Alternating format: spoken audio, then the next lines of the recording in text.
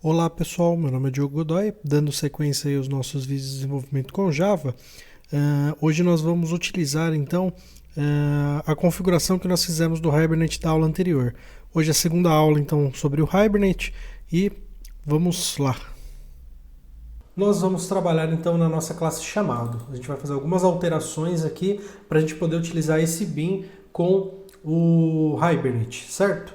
Primeira coisa que a gente precisa fazer então, nesse momento, eu vou fazer um clean end build do projeto para ele baixar pelo Maven as dependências do Hibernate. Então, a dependência que nós colocamos aqui no nosso POM do Hibernate, nós precisamos compilar o nosso projeto para que ele faça esse download. Então eu venho aqui, o botão direito, Clean End Build. Então ele vai fazer nesse momento aqui o download das dependências do Hibernate para a gente.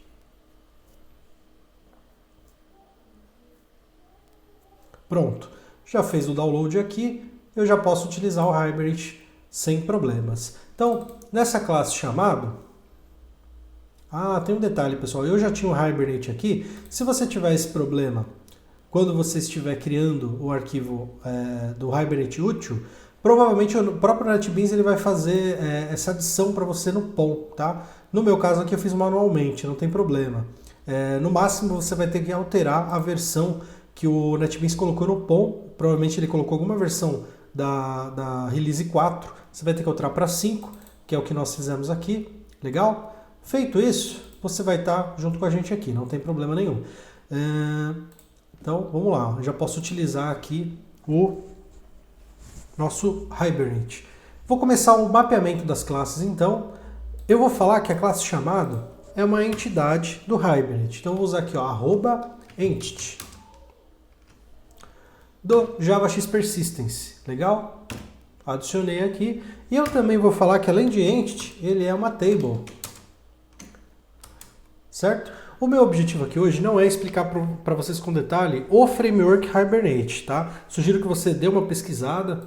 Tem o site aí do Hibernate, que é o hibernate.org.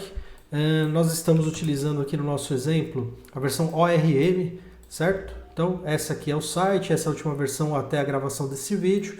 Aqui você tem uma documentação mais abrangente sobre o Hibernate. Na internet nós temos bastante coisa também. O Hibernate já é um framework que está no mercado há bastante tempo, então você não vai ter dificuldade para encontrar documentação sobre ele. O foco do nosso vídeo aqui, então, não é explicar detalhadamente o Hibernate, é explicar como você utiliza ele na sua aplicação, tá? Se você tiver dúvidas em relação a mapeamentos e tudo mais, sugiro que você pesquise aí sobre o assunto. Eu vou tentar indicar um livro aí para vocês sobre Hibernate também, legal? Então, eu mapeei aqui com @entity do JavaX Persistence e também o @table. E aí nós vamos fazer o seguinte, a gente tem que anotar as propriedades agora, certo? Eu vou fazer o seguinte, eu vou remover os getSets que nós criamos, o hashcode equals to string, vou remover daqui, e a gente vai recriá-los depois, tá joia? Então, na nossa propriedade id, nós vamos fazer o seguinte, eu vou anotar ela com @id do JavaX Persistence, legal? Então, tá aí, eu estou falando que essa propriedade vai ser o ID, o Hibernate ele vai entender através dessa anotação que essa propriedade é o ID da tabela. Para trabalhar com o PostgreSQL, nós precisamos dizer qual que é a estratégia de geração dessas chaves, desse ID. Alguns bancos de dados você não vai precisar fazer isso, mas é até legal que o Postgre precise, porque você vai aprender e vai saber que isso existe, né? Então, eu vou anotar aqui com @generated value, legal? E aí eu vou falar para ele qual que é a estratégia de criação dessa classe, que vai ser generation type identity.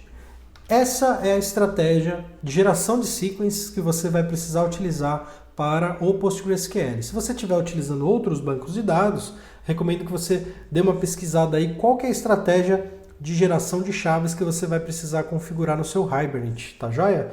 Então, eu vou criar também aqui mais uma propriedade, mais algumas, na verdade, né? Deixa eu copiar aqui para facilitar e a gente não estender tanto o vídeo.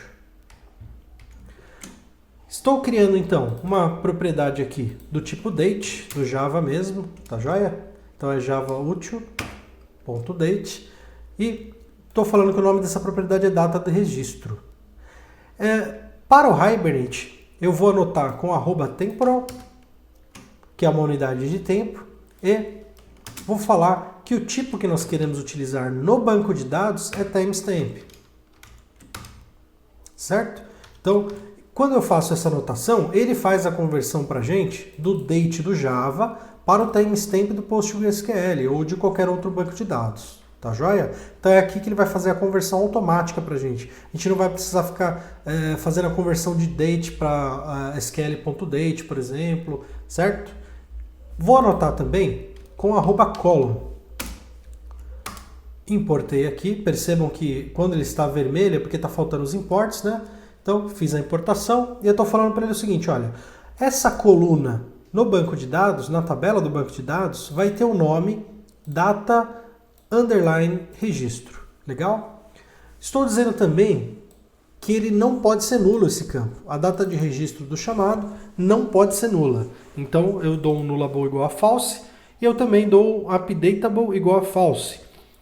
Aqui eu estou dizendo que esse campo não pode ser alterado. Ele nunca vai fazer um update nesse campo, o Hibernate, certo? Como é uma data de registro, a data que foi criada o registro, criado o chamado, esse campo ele não pode ser alterado. Então eu anoto ele aqui com um updatable false. Ok? Então vamos dar sequência aqui. Vou criar um outro campo que eu vou chamar de tipo, ok? O campo tipo, então, ele vai ser um enumerado, certo? Vou fazer o import aqui com Ctrl espaço.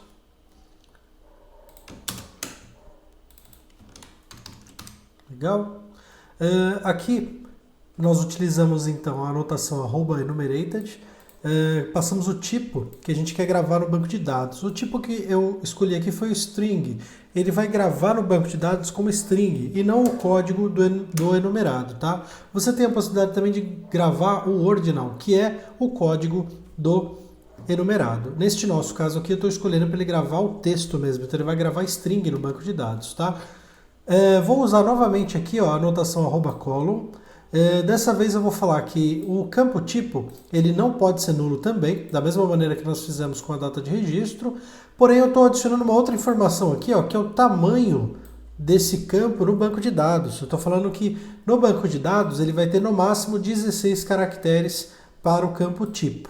Legal? Então, eu vou criar agora o enumerado, então, tipo, dentro do package enumerado chamado novo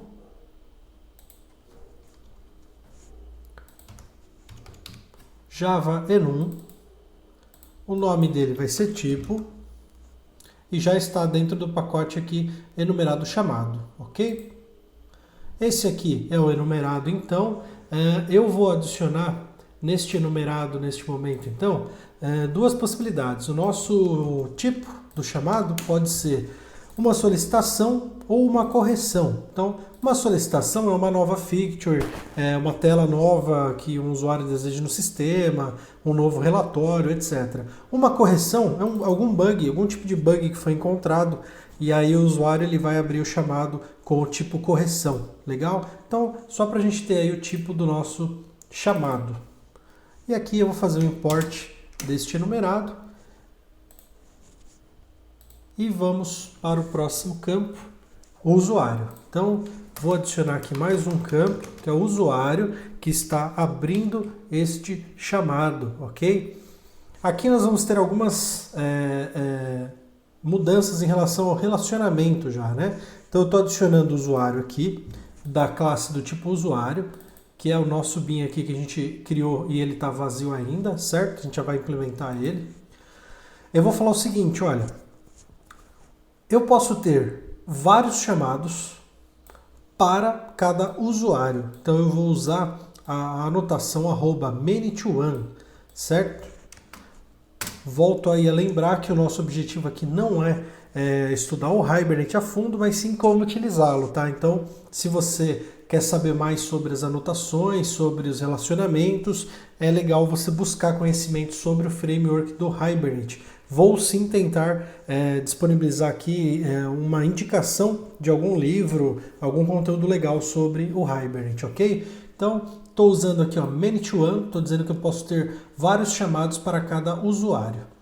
E aí eu estou falando que essa informação é optional false. Ela é uma informação obrigatória. Então todo chamado tem que ter um usuário de criação. Legal? Vou usar aqui uma outra anotação que é join column.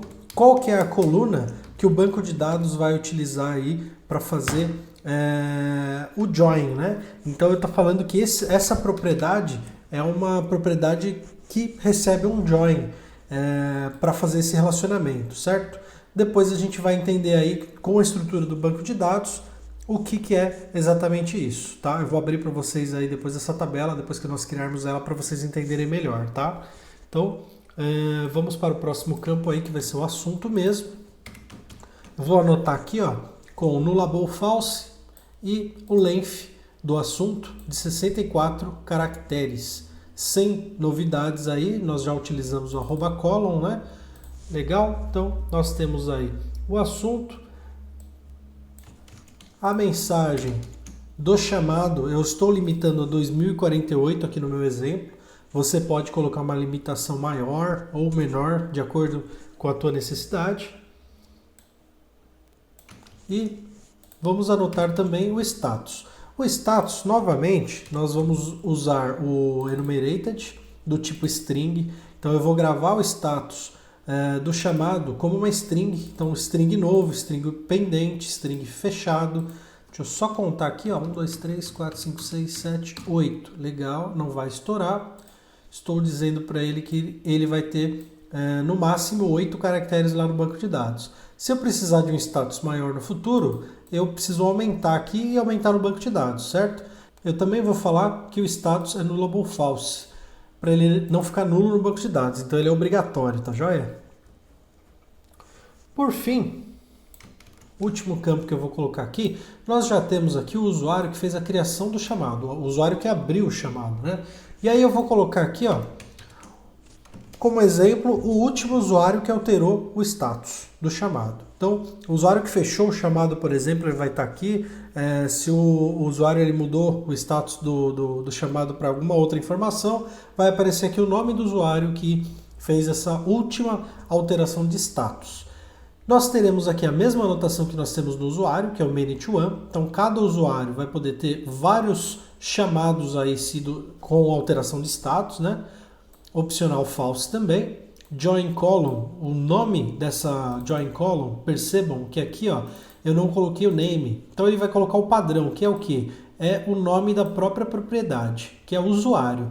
Para eu diferenciar aqui o usuário do usuário de status, eu estou dizendo que o join column tem obrigatoriamente que chamar-se aqui usuário underline status.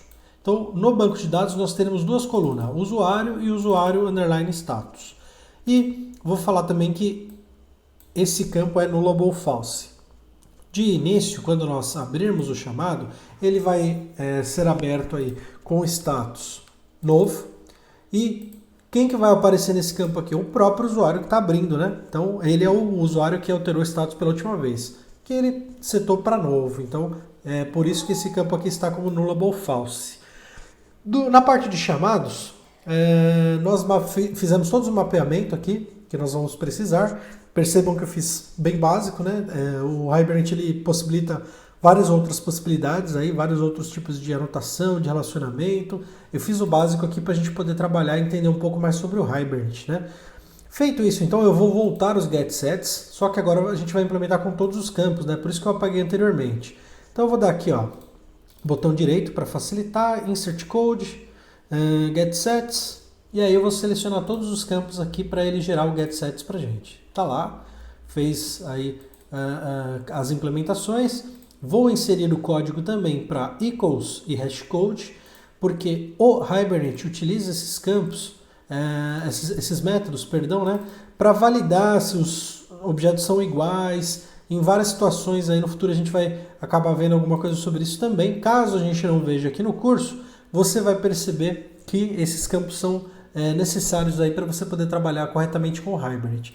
Por fim, vou gerar um toString do chamado. Então, todos os campos também. Legal, tá aí. A nossa classe chamado, ela foi refatorada, já possui aí as novas propriedades. Deixa eu ver o que ele está reclamando aqui. Ele está dizendo o seguinte, ó, toda classe que implementa o ID e o Generated Value aqui precisa ser serializable. Então, eu vou clicar com o botão aqui para ele me ajudar, eu vou pedir para ele implementar serializable. Olha lá, pronto, já sumiu o alerta aí. Então, nós não tínhamos essa implementação de serializable. Para trabalhar com o Hibernate, é importante a gente implementar então essa interface aí, legal? O nosso chamado está praticamente concluído, nós vamos testá-lo daqui a pouco, né? Toda a classe aí pra gente. E eu vou agora implementar então a classe usuário, que nós tínhamos criado anteriormente, mas nós não tínhamos implementado ainda, certo, pessoal? Então vamos lá. O nosso usuário, vou copiar aqui as propriedades dele para facilitar para a gente. Eu vou ter aqui algumas propriedades então. Ó. O ID desse usuário, do tipo long, ele vai ter um @id aqui, o generated value, da mesma forma que nós temos no chamado, certo? Então, nenhuma novidade até então. Estou fazendo os imports aqui com o Ctrl espaço. Percebam que ele vai aparecendo aí os imports, certo? NetBeans ajuda bastante a gente nesse sentido. Fiz o import aqui. Então, ó, o campo ID, ele é um ID normal. Campo login, estou dizendo que ele tem no máximo 64 caracteres, que ele não pode ser nulo. E nós temos uma instrução a mais aqui, ó, unique igual a true. Ele vai criar uma constraint no banco de dados que o campo login vai ser unique. Eu não vou conseguir ter mais de um usuário com o mesmo login com essa situação ativa. O banco de dados vai dar uma exception se eu tentar criar 2 usuários com o mesmo login.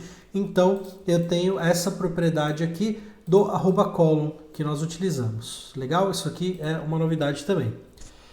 Tem uma outra anotação aqui, que é o XML Transient, que faz parte do pacote aqui, XML, Bind, Annotation, XML Transient. O que é isso? Estou dizendo para ele o seguinte, olha, o campo senha, ele é transient quando eu estiver gerando um XML ou um JSON.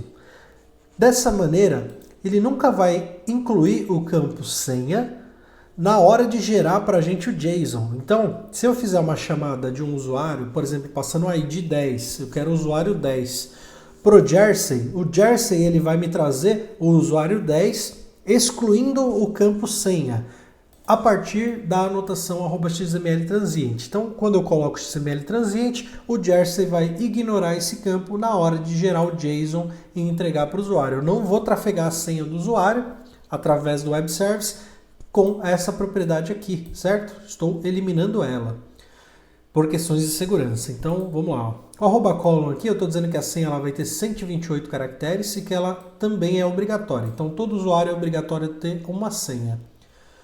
O nome do usuário com 64 caracteres, obrigatório também, certo? Tipo string. Ativo, eu estou dizendo que ele também é obrigatório. Do tipo boolean, se o usuário está ativo ou não. É uma flag simples booleana, legal? Aqui eu também tenho a data de registro deste usuário, data que o usuário foi criado, certo? Mesmo esquema aqui que nós utilizamos no chamado, estou usando um temporal do tipo timestamp e ele faz a conversão para o date do Java. Aqui, ó, percebam que o campo chama-se data registro. Por que aqui eu não estou colocando a propriedade name no column e aqui eu estou? Ativo é o nome que ele vai colocar como default. Nesse caso aqui, ó, o nome, nesse caso, senha. Eu acho muito feio deixar, visualmente falando, data, caixa alta, registro aqui, ó, no banco de dados. Então eu renomeio nesse momento aqui, ó, falando para o Hibernate o seguinte, olha, o nome lá no banco de dados não vai ser data registro, e sim data underline registro. Desse jeitinho aqui, ó. Depois eu vou abrir o banco de dados para a gente dar uma olhada geral. Também estou dizendo que esse campo é nullable false e updatable false, então a data de criação do usuário não vai poder ser alterada e ela é obrigatória. Vou fazer um import aqui ó, do Java util, certo? Porque as conversões são feitas automaticamente pelo Hibernate. Aqui eu tenho mais um enumerado de tipo, então vou fazer os imports aqui, certo? Estou dizendo que o tipo tem no máximo 16 caracteres e que ele é obrigatório também, nullable false. E nós precisamos, nesse momento, criar um tipo para o usuário. Percebam que a gente tem um enumerado de tipo aqui, que é do chamado, certo? Então nós vamos criar um outro enumerado dentro de usuário aqui. Vamos lá, ó, new, javenum, e ele também vai se chamar tipo. Só que dentro do pacote usuário, enumerado usuário, legal? Tá aqui, esses são os tipos de usuário que nós podemos ter. Admin, suporte e um usuário comum, certo? Então, vamos lá. O usuário admin, ele tem acesso geral, ele pode criar outros usuários, alterar senha, inclusive, tá? O usuário suporte, ele vai apenas atender chamados, ele não pode alterar senha de usuário, criar usuários, etc. E eu tenho um usuário comum, que ele vai fazer a abertura de chamados, ele vai solicitar aí ajuda para o pessoal da TI. Então ele é um usuário comum na nossa aplicação. Se você quiser criar outros tipos aqui, não tem problema, atente-se apenas para o tamanho dos campos, tá? Ó, então aqui, por exemplo, ó, 3, 6, 7. O máximo que eu tenho é 7 no tipo. E aqui eu estou falando que o máximo que eu tenho é 16. Poderia colocar 8 aqui, sem problemas. Eu já vou deixar 16. Se eu tiver um tipo um pouco maior aqui, não vai ter problema, ele já vai comportar. Se você quiser colocar 8, não tem problema. O que eu estou explicando aqui é a relação entre o length da column e o enumerado. Então, quando você fizer o toString desse componente, por exemplo, dessa propriedade, você vai ter aqui um total de 7 caracteres, sendo que o máximo que a gente pode ter é 16. Legal? Então, vou fazer um import aqui do tipo que a gente acabou de criar. Ó. Percebam que apareceu dois tipos aqui na hora de eu escolher o import, com Ctrl espaço. Eu vou escolher nesse momento o enumerado usuário, certo? Porque a gente está trabalhando com a classe usuário nesse momento. E aí, feito isso, eu vou gerar os getSets aqui do usuário, da mesma forma que a gente fez com o chamado. Também vou gerar aqui o hashcode equals, da mesma forma, sem segredos, sempre do ID aqui, certo? E, por último, toString do usuário também. Aqui, ó, eu vou dar uma sugestão para vocês, ó. Desmarquem a senha. Por quê? Quando você fizer um toString de um objeto para gravar no arquivo de log, alguma coisa do tipo, ele não vai gravar a senha nesse log. Ele vai ignorar esse campo aqui. Ele vai fazer string de todos os outros campos e da senha não. Então você não vai ter a senha nesse arquivo de log. Por segurança, é melhor você implementar dessa maneira, que aí você não deixa a senha no arquivo de log. Se alguém mal intencionado tiver acesso a esse arquivo de log, ele não vai ter a senha nesse arquivo, tá joia? Então tá aí feito o toString. Vou salvar aqui as duas classes e a nossa entidade usuário também já está pronta. Lembrando, opa, esqueci aqui, pessoal. Vamos lá. Duas informações aqui que eu esqueci.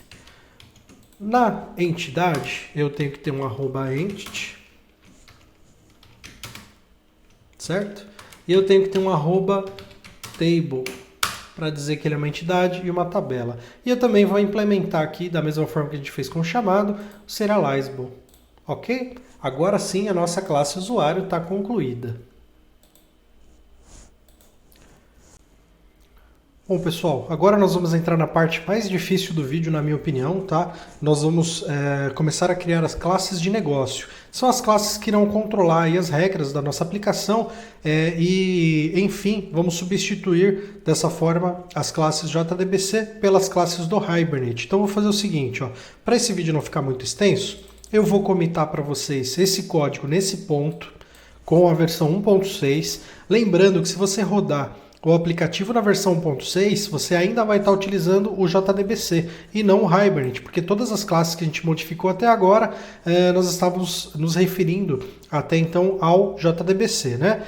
As classes que a gente fez daqui em diante, neste vídeo, já são do Hibernate, só que ele ainda não está ativo. Então eu vou comitar aqui para vocês agora, vou subir para o GitHub e a gente vai continuar já no próximo vídeo, na sequência, o desenvolvimento aí, a substituição do JDBC pelo Hibernate através dessas classes de negócio, nesse pacote que a gente criou aqui, que é o Package Business. Legal? Então, tô subindo aí para o GitHub, pessoal. Peço que se você gostou do vídeo até esse ponto, você clique no gostei, você compartilhe com seus amigos e até o próximo vídeo, pessoal. Obrigado.